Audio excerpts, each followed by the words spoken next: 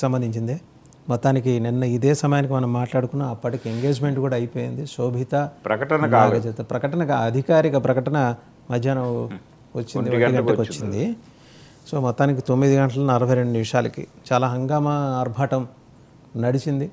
సరే, సమంత పెళ్లిలో శోభిత హడావిడి ఇంకా ఎక్కడెక్కడి వార్తలు వచ్చినాయి. ఎందుకంటే ఈమె సిస్టర్ పేరు కూడా సమంత కావటం అంటున్నారు.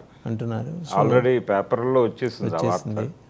సో ఇంకా మళ్ళీ కులాల మూలాల్లోకి వెళ్ళటం ఏంటి అని, ఆమె ఐరిష్ లేడీ అమల గారి మూలమేమో బెంగాలీ బ్రాహ్మణ్ వాళ్ళ ఫాదర్ అంటాం. ఎందుకు అసలు ఇంత హడావిడి ఎందుకు నడిచిందండి? అంటే క్యూరియాసిటీ కలిగించడానికి ఎన్ని కోణాలు ఉంటాయో, సెలబ్రిటీ పెళ్ళికి ప్రజల్లో క్యూరియాసిటీ రేపటానికి ఎన్ని కోణాల్లో అవకాశాలు ఉంటాయో అన్ని కోణాలని ప్రదర్శించేటువంటి పరిస్థితిలోకి ప్రస్తుతం ఉన్నటువంటి సోషల్ మీడియా వచ్చేసింది. అందుకని ప్రతి ఒక్కరూ ఒక కొత్త యాంగిల్ చూస్తున్నారు దీనిలో. ఇక్కడ ఆ అమ్మాయి ఎవరు అనే చర్చ మొదలైనప్పుడు అదే ఇంటి పేరుతో ఉన్నటువంటి ఒక తెలుగుదేశం పార్టీ నాయకుడు, అదే ప్రాంతానికి చెందినటువంటి నాయకుడు ఉన్నాడు, ఈ ధూళిపాళ అనేటువంటి ధూళిపాళ నరేంద్ర గారు. ఆయన తండ్రి గారు వీరయ్య చౌదరి గారు అందరికీ తెలుసు. ఆయన సంగం డైరీ, ఆయన నిర్వహణ అవన్నీ తెలుసు అందరికీ. ఈ ప్రాసెస్లో ఇది అక్కినేని కుటుంబము, ఇది వీళ్ళ సామాజిక వర్గమే కాబట్టి ఈ వివాహం భద్రంగా ఉంటుంది అని చాలామంది మాట్లాడేశారు. దీని మీద పరిశోధనలు జరిపి కాదు, ఇది తెనాలి ప్రాంతానికి చెందిన కుటుంబమే కానీ ఈ సామాజిక వర్గం కాదు, ఇంకొక కులం అని చెప్పేసి కొన్ని అంటే అక్కడికి వెళ్ళి నిజానికి వాళ్ళ బంధువులతో కూడా ఇంటర్వ్యూలు చేశారు. తెనాలి వెళ్ళి జంధ్యాల అనేటువంటి ఇంటి పేరుతో ఒక అడ్వకేట్ ఉన్నాడు అక్కడ, ఆయనతో మాట్లాడి ఆయన బయట సర్క్యులేషన్లోకి తీసుకొచ్చారు రవిశంకర్ గారు. ఇలా రకరకాలుగా ఆ ఫ్యామిలీ మూలాలు ఏమిటి, వాళ్ళు ఎక్కడికి వెళ్ళారు అంటే అక్కడి నుంచి బాంబే షిఫ్ట్ అయింది. వైజాగ్లో ఉన్నారు వాళ్ళు కొంతకాలం, అక్కడ నుంచి బాంబే షిఫ్ట్ అయ్యారు. ఈ అమ్మాయి చదువుకుంది కూడా బాంబేలో ఫ్యామిలీ కదండి, అందువల్ల వైజాగ్ నేవీలో పనిచేశారు, అక్కడ ఉన్నారు. తర్వాత బాంబేలో ఉన్నారు. ఈవిడ కార్పొరేట్ లా చదివారు. ఈ శోభిత కార్పొరేట్ లా చదివిన తర్వాత ఆవిడ మోడలింగ్లోకి వెళ్ళారు. మోడలింగ్ నుంచి తర్వాత సినిమా రంగము, అలాగే డ్యాన్సు ఇవన్నీ ఉన్నాయి.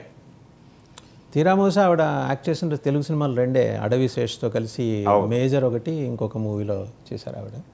పొన్నియిన్ సెల్వన్లో చేసినటువంటి క్యారెక్టర్కి ఒక పేరు వచ్చింది, గూఢచారి మేజర్. ఆ సినిమాల్లో కనిపించారు. ఆ సందర్భంగా ఇంకొక విచిత్రం ఏంటంటే ఆ సినిమాలకి బ్యాక్ బోన్గా నిలబడింది అన్నపూర్ణ స్టూడియోస్. అన్నపూర్ణ స్టూడియోస్ నుంచే ప్రమోషన్ వర్క్ జరిగింది. ఆ ప్రమోషనల్ ఈవెంట్స్లో నాగార్జున మాట్లాడిన మాటలు కూడా ఇప్పుడు వైరల్గా మారినాయి. వాటిని కూడా తీసుకొచ్చి ఈ కాంటాక్ట్స్లో వాటిని సర్క్యులేట్ చేసే ప్రయత్నం చేస్తున్నారు. అప్పటికి అసలు ఈ ఆలోచన ఉండే అవకాశం లేదు.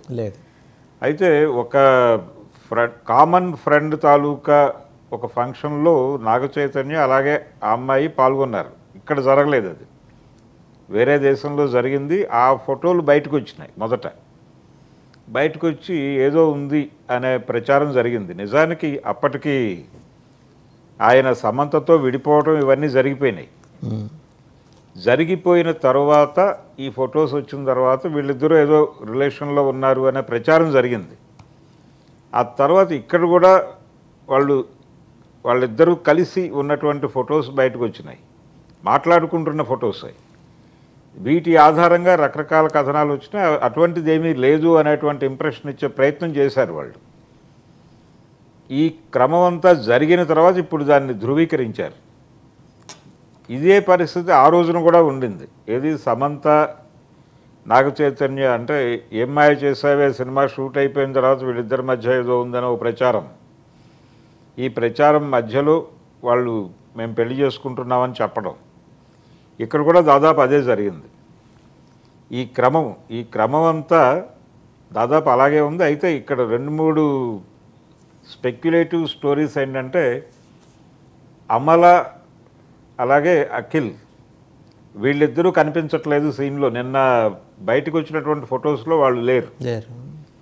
నాగార్జున ట్విట్టర్ వేదికగా రిలీజ్ చేసినటువంటి ఫొటోస్లో నాగార్జున ఉన్నాడు, ఈ వధూవరులు ఇద్దరు ఉన్నారు, ఇంకెవరూ లేరు ఫ్యామిలీ మెంబర్స్. నాగచైతన్య గారి మదర్ కూడా లేరు అక్కడ, ఎవరూ లేరు, కేవలం వాళ్ళు ముగ్గురే కనిపించారు.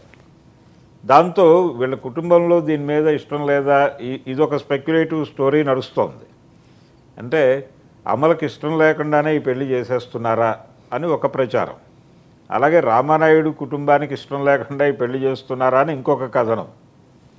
ఇలా రకరకాల ఎవరి స్టైల్లో వాళ్ళు దీని మీద కథలు వండుతున్నారు. ఈ వంటకాలు జరుగుతున్నటువంటి టైంలో ఈ మధ్య కాలంలో నేను ఇక జాతకాలు చెప్పను, ఈ రంగం నుంచి అస్త్ర సన్యాసం చేస్తున్నాను అని ప్రకటించినటువంటి ఒక జ్యోతిష్యుడు రంగప్రవేశం చేశాడు. ఇప్పుడు న్యాచురల్లీ యాంటిసిపేట్ చేశారు అందరూ, ఆయన మాట్లాడతాడు. ఎందుకంటే సమంత నాగచైతన్య పెళ్లికి ముహూర్తం కూడా ఆయనే కదా పెట్టింది, అకార్డింగ్ టు హిమ్. పెళ్ళికి కాదండి, వాళ్ళు ఎప్పుడు విడిపోతారు అనేది ఆయన చెప్పాడు. ఆయన చెప్పడం, ఇప్పుడు ఆయన ఎంట్రీ ఇవ్వటం అనేది ఇప్పుడు ఒక డిస్కసివ్ పాయింట్గా మారడానికి కారణం, ఆ రోజున నేను చెప్పాను కదా, వాళ్ళు విడిపోతారని ముందే చెప్పాను కదా, నేను చెప్పినట్టే జరిగింది కదా అని ఆ క్రెడిట్ క్లెయిమ్ చేసుకునే ప్రయత్నం చేశాడు ఆయన. ఏది వీళ్ళు విడిపోయిన తర్వాత ఒక స్టార్ కపుల్ విడిపోబోతోంది అన్నాడు ఆయన.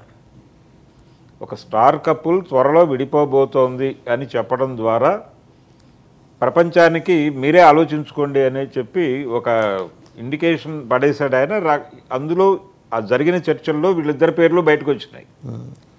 వేణుస్వామి గారు ప్రకటించింది స్టార్ కపుల్ వీళ్ళిద్దరినైనా, వీళ్ళు క్యూట్ కపుల్గా చెప్పుకుంటున్నారు కదా ప్రపంచం అంతా, వీళ్ళు ఎలా విడిపోతారు, వీళ్ళ మధ్య సంబంధాలు బాగానే ఉన్నాయి కదా, లేదు ఏదో గొడవ జరుగుతోంది, ఇలాంటి చర్చలు జరిగినాయి.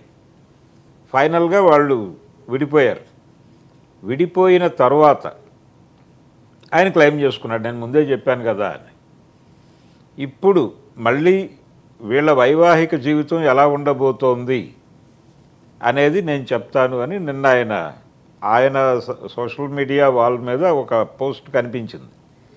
కనిపించగానే ఏమిటి ఈయన మళ్ళీ ఎంటర్ అయిపోయాడు సీన్లోకి, ఇది కూడా ఎక్కువ రోజులు నడవదా అని చాలామంది మాట్లాడుతున్నారు. ఒకవేళ ఆయన పాజిటివ్గా కూడా మాట్లాడవచ్చు, లేదు వీళ్ళ వివాహం ఇది కలకాలం వర్ధిల్లుతుంది అని కూడా చెప్పచ్చు ఆయన. ఎందుకంటే ఈ మధ్య ఆయన పొలిటికల్ ప్రిడిక్షన్స్ అన్నీ దెబ్బతిన్నటువంటి సందర్భం మనం చూసాం. ఆయన వైఎస్ఆర్సిపి వైనాట్ 175 అనే నినాదానికి మద్దతు ఇచ్చాడు ఆయన.